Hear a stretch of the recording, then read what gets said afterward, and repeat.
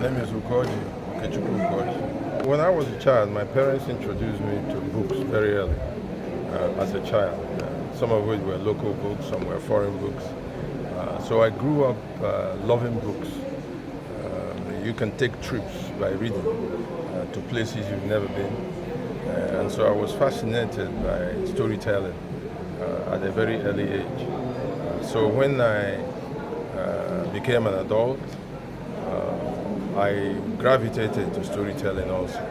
And that interest, that love, is what has led me to writing books and publishing books as well. Well, the books deal with various concepts in security management, intelligence analysis, crisis management, and virtually all aspects of security studies are covered in the book. It actually stemmed from my master's degree at George Washington University, master's degree in Homeland Security Studies. So I decided to use the information I've gotten as part of that program and put it in a book form for people who may want to study Homeland Security at the university level, because it's clearly a university level book. And then for teachers who teach security studies, conflict resolution, even leadership, organizational leadership, is all covered within the pages of the book. Well, I draw from the information that is in the book. Sometimes, depending on what issues that I'm facing, and depending on what we want to accomplish, I want to go back to some pages of that book so that I'm sure I'm doing the writing in terms of processes and strategy and even communication, because part of the challenge we have in security issues is that some of our security officers don't know how to strategically communicate with respect to security issues. Even some of our brothers and sisters in the media may not understand that in some cases there may be a risk to life and property, depending on what you report and how you report it. And so when there are confidential matters, especially the movement of security officers into an area, it's not good to publish it, because then the enemy waits for them. As we found out recently, where some of our officers were ambushed. The number one program is to keep writing and keep publishing.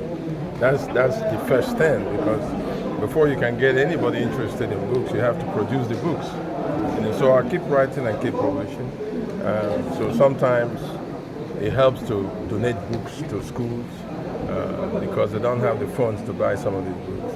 As you witnessed today, we practically give away most of our books, regardless of whether those who want them can pay for them.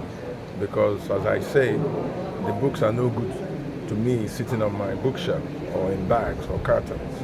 It's better for them to be in the hands of those like the people who came here today.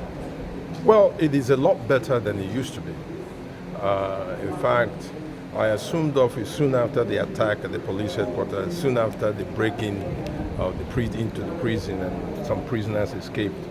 And so that was at the height of the security challenges we had, because some of those actors went into the communities and started causing havoc, started firebombing police stations, attacking security officers and things like that.